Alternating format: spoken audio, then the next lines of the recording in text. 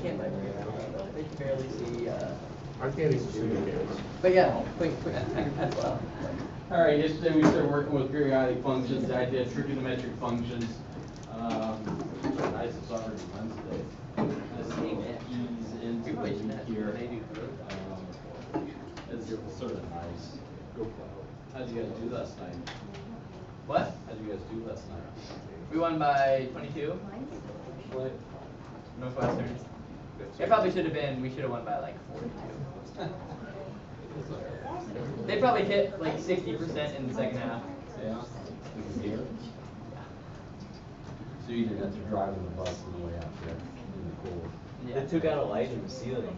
Huh? They took out a light on the ceiling. How?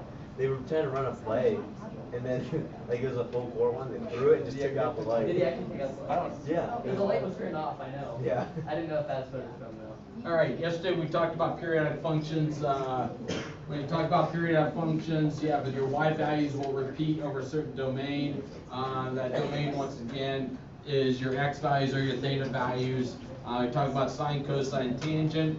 Talked about the difference of angles between geometry and trigonometry. In geometry, we learned angles between 0 and 180 degrees, and there's two rays connected at their endpoints. They're all Billy ray connected at their endpoints, and we have an angle. But we talk about the idea of an angle in trigonometry, where we start talking about the angle of rotation, the amount of rotation of a ray about its endpoint. Okay, so we go about its endpoint and we rotate it around. It's like Mickey's big hand and middle hand going around the clock there. We have initial side, we have terminal sides, where we start, where we stop. The thing with angles in the geometrical form or in the trigonometric form is you have no limits in regards to the amount of degrees. You can be anywhere between negative infinity to positive infinity with respect to your domain. We start talking about an angle as standard position.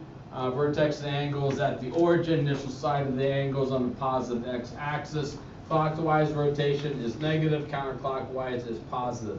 If you venture more into the scientific world and start working with, if you think about going into the idea of engineering and things of that sort, any type of rotation that is a positive or which is a clockwise rotation will be a negative rotation. Counterclockwise is a positive rotation. We start talking about the idea of a torque. When we torque something, which means is applying a force, a rotational force to any object that you have. That is the idea of a torque. Whenever you tighten bolts, tighten a screw down, that's the idea of a torque. You're applying a force over a specific distance. When you have a positive rotation, that is counterclockwise. When you have a counterclockwise rotation, that's pushing things in and out. Clockwise rotation is a negative rotation. If we take a look at an angle of 140 degrees, if we take a look at the angle of 140 degrees, we work with a rotation. We have the initial ray on the positive x-axis, and we are going to have a positive rotation of 140 degrees.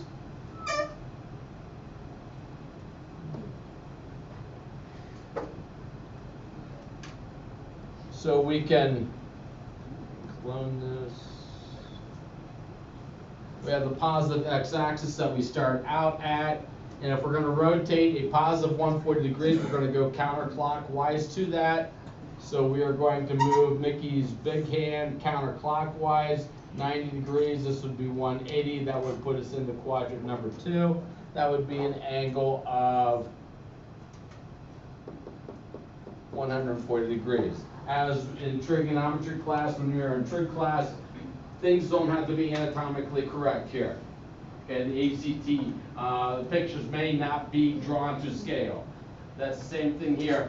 You don't have to be exact. You don't have to pull a protractor out and have exactly 140 degrees. If you get it into the correct quadrant, that is fine for our uses, because once again, as always draw a picture, draw a picture, draw a picture. We need to be able to see what we see, or what's the conditions of the problem here. If we have negative 140 degrees, go ahead and draw negative 140 degrees and draw an angle 420 degrees. Which quadrant would it end up in with negative 140 degrees and positive 420 degrees? And once again, check the answer with somebody around you. As always.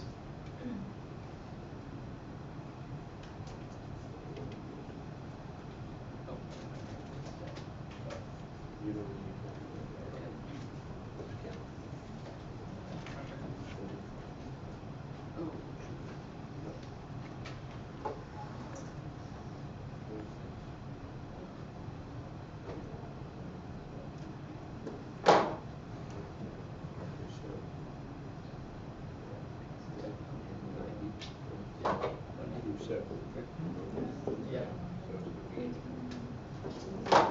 Okay, what's negative 140 degrees? What quadrant do we end up in?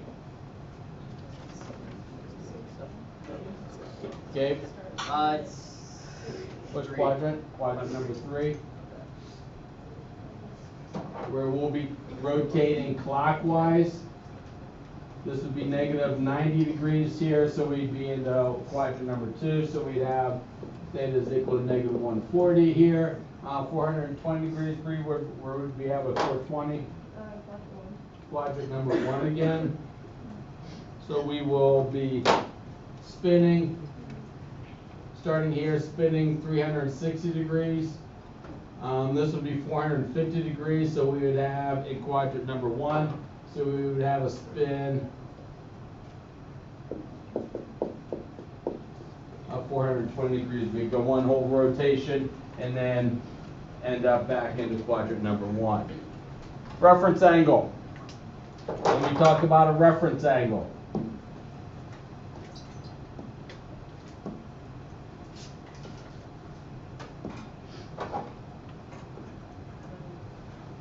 it is a positive acute angle. Okay, it's positive acute angle formed by the x-axis and the terminal side of an angle. This is by definition, but ultimately it could be probably a right angle also.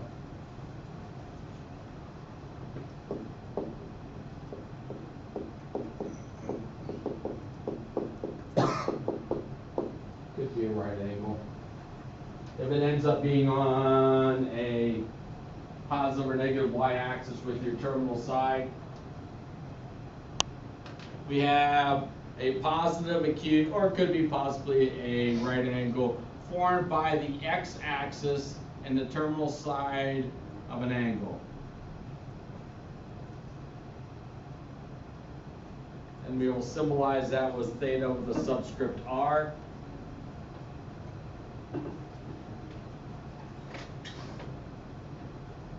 And once again, the hope is that we have seen this before. This is not going to ooh and ah us in regards to the material that we're covering. We have seen this before. It should not bat us upside the head in regards to the terminology we use and also the material that we are dealing with here. We hope. So if we take a look at the angles here, what we're looking at here is the angle formed by the x-axis and the terminal side. So this would be your theta reference. We have the x-axis. It doesn't matter if it's a positive or a negative x-axis. We just need to be able to deal with the x-axis and the terminal side, which is ultimately going to put us into acute angle or possibly a right angle if your terminal side ends up on a y-axis. So we're looking for the measure of this reference angle between the x-axis and the terminal side. Well, if I look at the measure of that angle, what would that have to be here, London? 40. 40 degrees. So our theta reference would be 40 degrees here. Go ahead and find your theta reference here and your theta reference here, and check your answers once again with somebody around you.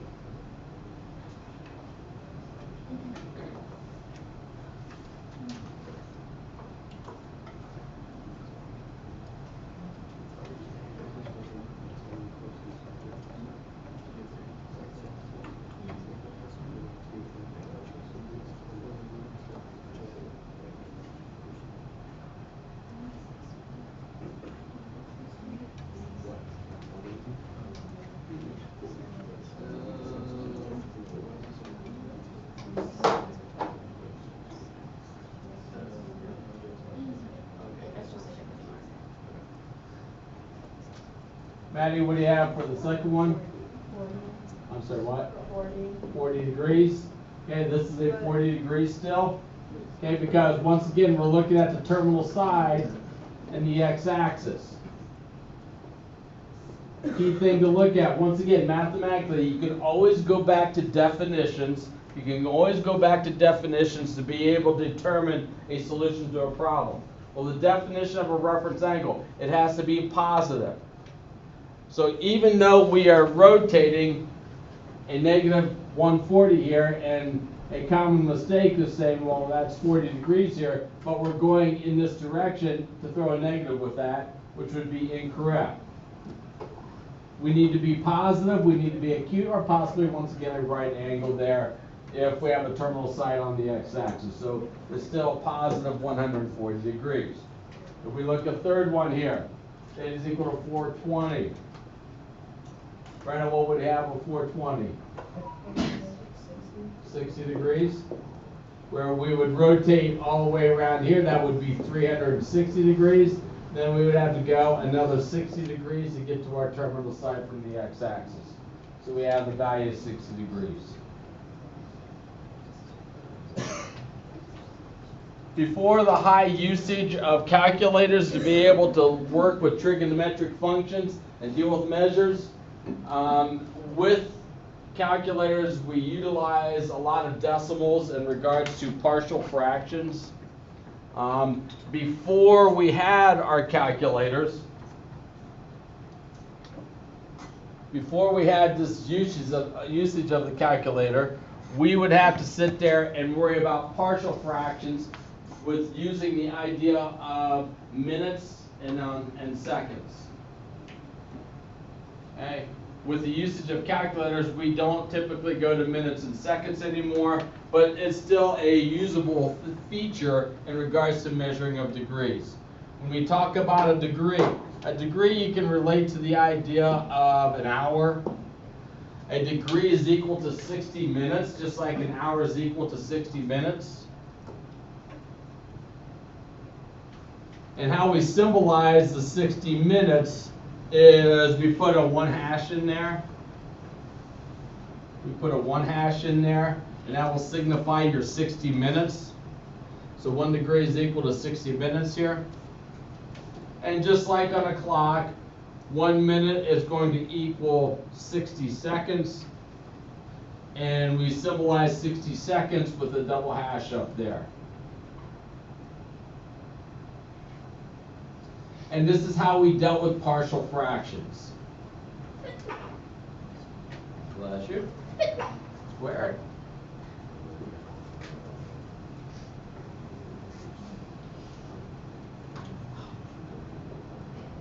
So we want to convert our angles in degree measures from the idea of minutes, because we you can, if you look in your calculator and look in your apps in your calculator, you can find minutes and seconds.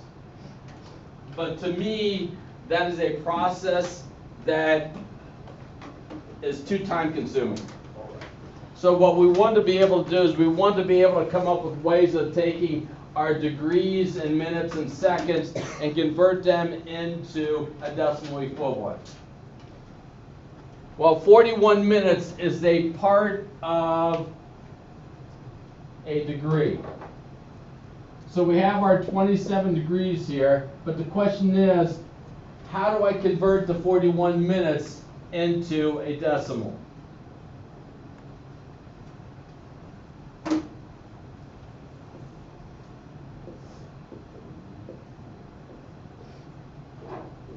Well, if I have a pizza that's divided into 8 pieces,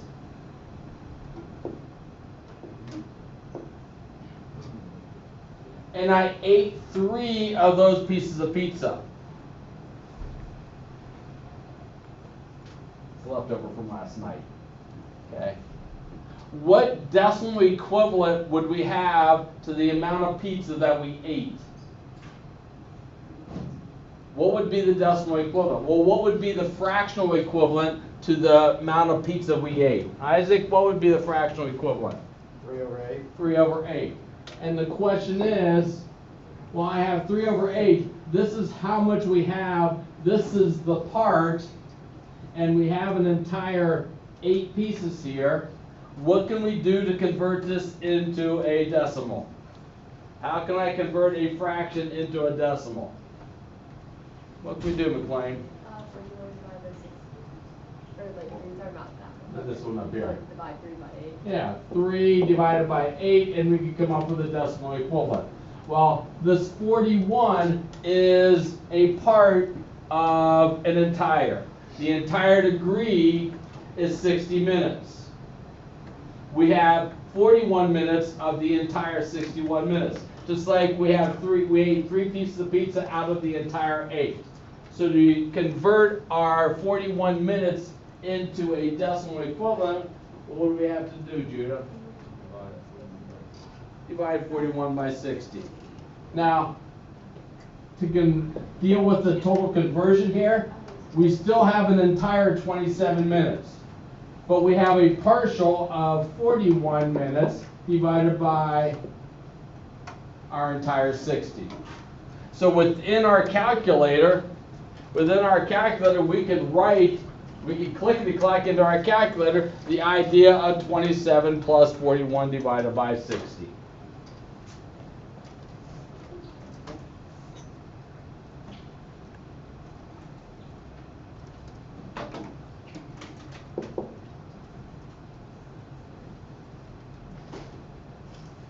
Same, what would we come up with?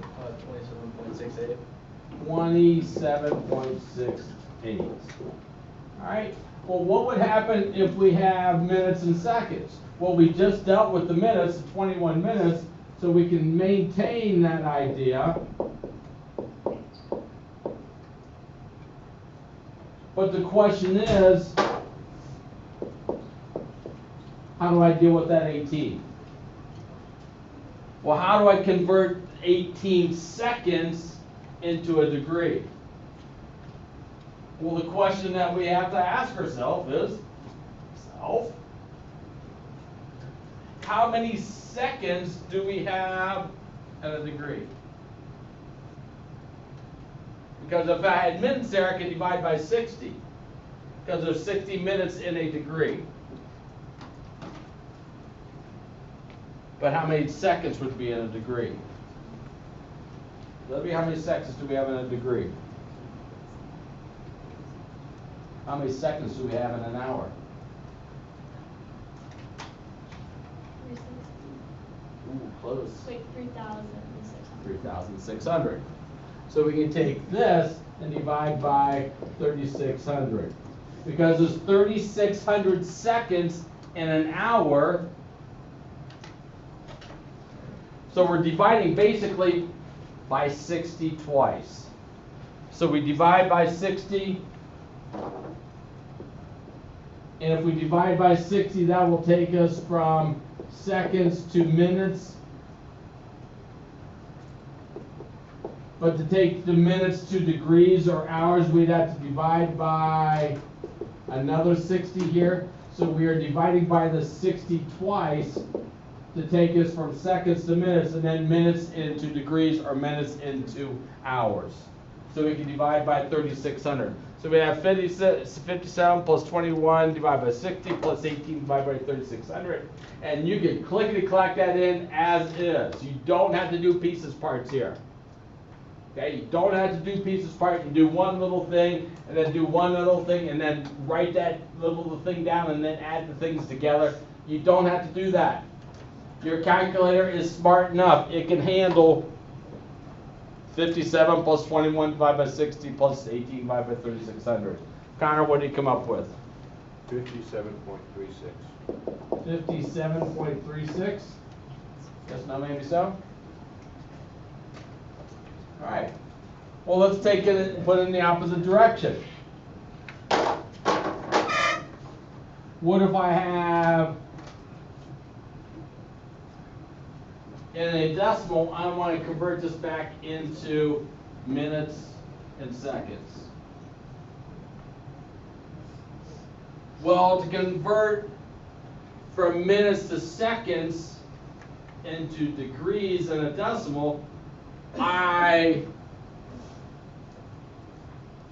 to come up with this 0.68, I divided by 60.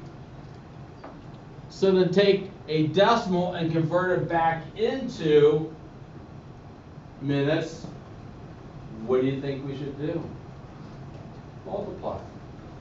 So if we would take our decimal 0.71 and multiply it by 60, we still have our 37 there.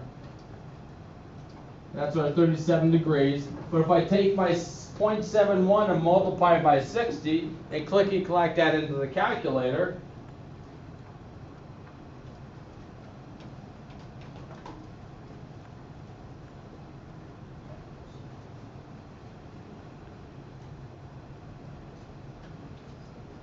Kendall, what do you come up with? 42.6 minutes. So we have 37 degrees and 42.6 minutes. So it tells us how many minutes we have, but we still have a partial minute. So if we have a partial minute, we can convert that into seconds. So this partial minute, we have 0.6 minutes. How many seconds would that be? Well, what would we have to do to convert this 0.6 into seconds? What would we have to multiply? Now, mind you, we're going from just minutes to seconds. We're not going from degrees to seconds. We're going from minutes to seconds. So what would we have to multiply by, Chloe? I think 60. So we'd have to still multiply this by 60. Okay, know the difference. Here we are converting seconds into degrees. Here we're converting minutes into seconds. So we can just multiply by the 60, not the 3600. If we were going from degrees in seconds, yes, the 3600 would be there.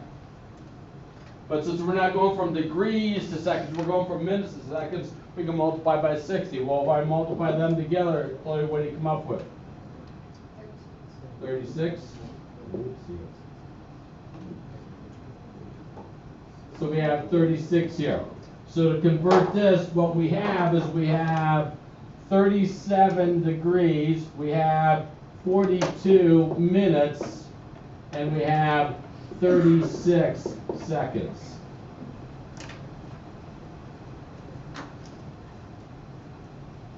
Okay, go ahead and convert the next one, 37 degrees, 37.413 degrees.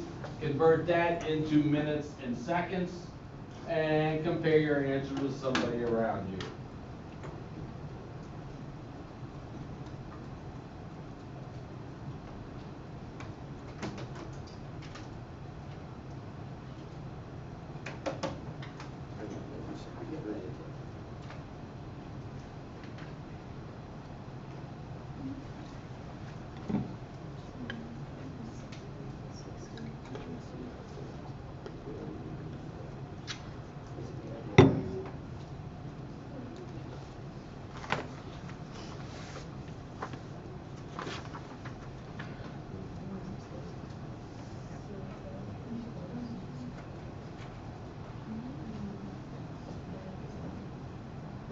So what do you come down to? 37 degrees, 24 minutes, 46 seconds.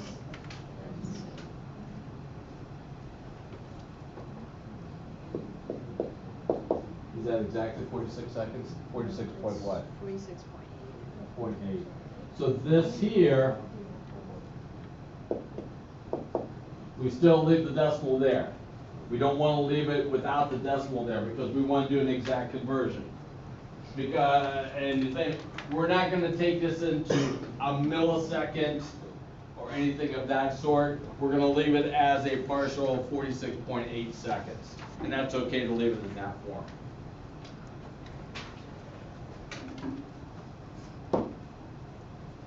The idea of a unit circle.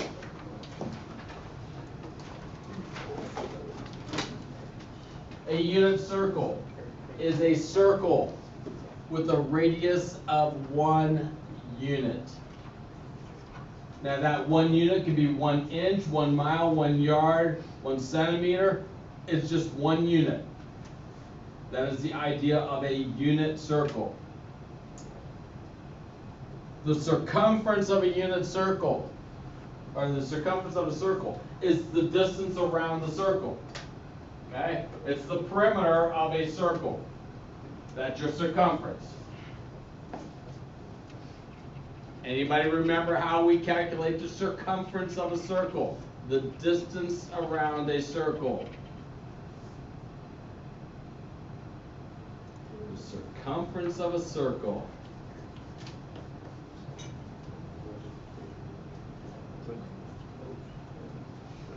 Is the radius squared divided by something? Oh, no, not the radius. It has something to do with the radius. We'll go with that.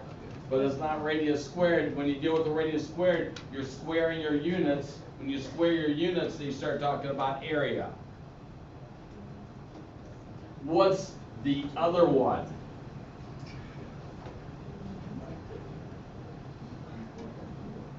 Oh boy.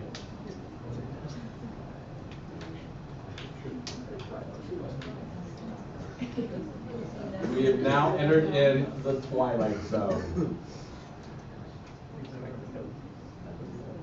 You guys ever watched Twilight Zone? The old school The Twilight Zone. They had a marathon over the Christmas break. They had a marathon with Twilight Zone. There's all the mysteries that weird things happen in the world. Nobody remembers the circumference of a circle. Well, it also involves one of our favorite things in mathematics, because we like to eat it, pi. Okay, we have pi in there. Is it 1/2 pi r squared? Or 1/2 pi r? Oh, you're so close. You're so close. He said 1/2 pi times radius. So close. But the 1/2 is incorrect. Put it on its head. Flip it over. 2 pi r. There you go. There we go. Connor got the pie part. So we have 2 times pi times r. Well, in our stipulation of a unit circle, the circumference of a unit circle, what's the radius, Zach? Half of the. What's the radius? Yes, half of the diameter, but in a unit circle, what is the radius? By definition. 1. Oh, 1. So your radius is 1 unit. So if I take a look at a circumference of a unit circle, this is equal to 2 pi times the radius, which is 2 pi times the value of 1. So the circumference of a unit circle is 2 pi. Now, do we all know what the value of pi is? Hopefully by now we know what the value of pi is. And if you don't remember, you even have a button on your calculator that will tell you the value of pi. That's 3.141571828, blah, blah, blah, blah, blah. It goes on indefinitely. It never terminates, it never repeats, so we call that an irrational number. So what is acceptable in regards to pi is, in these problems, leaves things in terms of pi. This would be approximately equal to 6.28, because we know we have our 3.14 there, but this is an approximation. It's not an exact value. Well, to get the exact value, we just leave pi there. Once again, you can find your pi button on your calculator, you can find values. Well, when we talk about radians, radians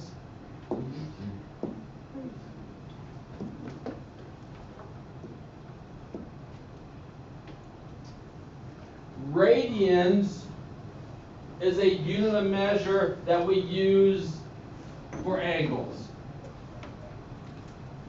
In the geometrical world, in geometry, and most of the time in physics, at the lower level of physics, degrees work out well. But when you get to higher level of physics and higher level of mathematics, degrees start to fall apart.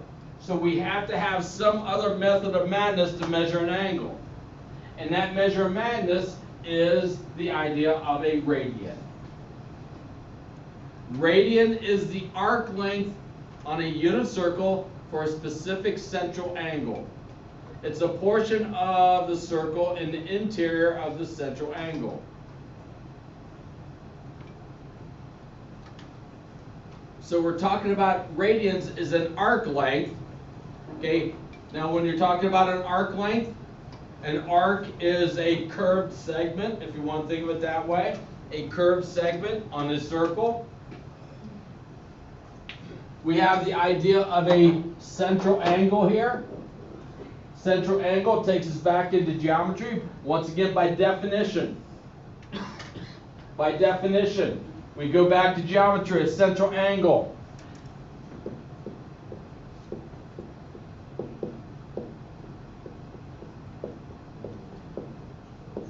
It's an angle whose vertex is at the center of the circle. Is that right? Who's? Or should it be W-H-O apostrophe S? Come on, English people. That's why I teach math. Because there's so many special things with respect to the English language that makes it difficult for people like me. I'm not a memorizer. So I struggle with that. But when you talk about a central angle, it's an angle whose vertex is at the center of the circle. Okay, once again, you can always go back to definition. So you're looking at the arc length and the portion of the circle in the interior of the central angle. Well, what's the definition of a circle? Once again, going back to definition. Circle is, by definition, the set of points that are equal distant from a given point. The set of points equal distant to the given point. Well, here is the given point, the center. This here is the circle. The outer edge of the crust is the circle. The good stuff that we like to eat is not the circle. That's the interior of the circle. So when you're looking at the arc length, the portion of the circle, we're looking at this amount right here.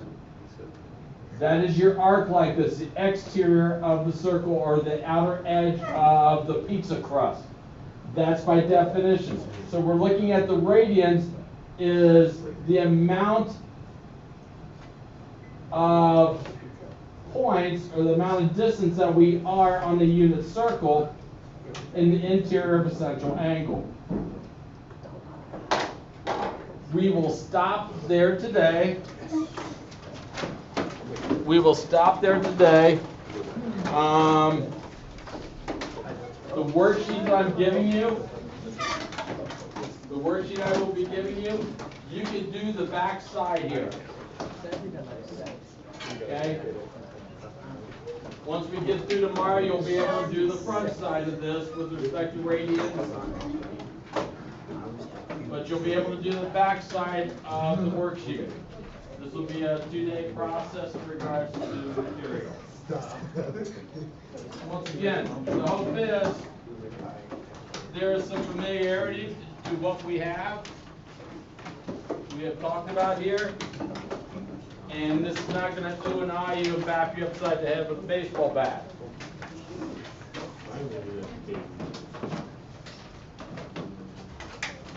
You want to do this? All right. Actually, you should. I haven't seen that much. Kate Russell's playing. Oh, I already got one. I didn't say he was going to play. Yes, you did. He's not going to play. Yeah.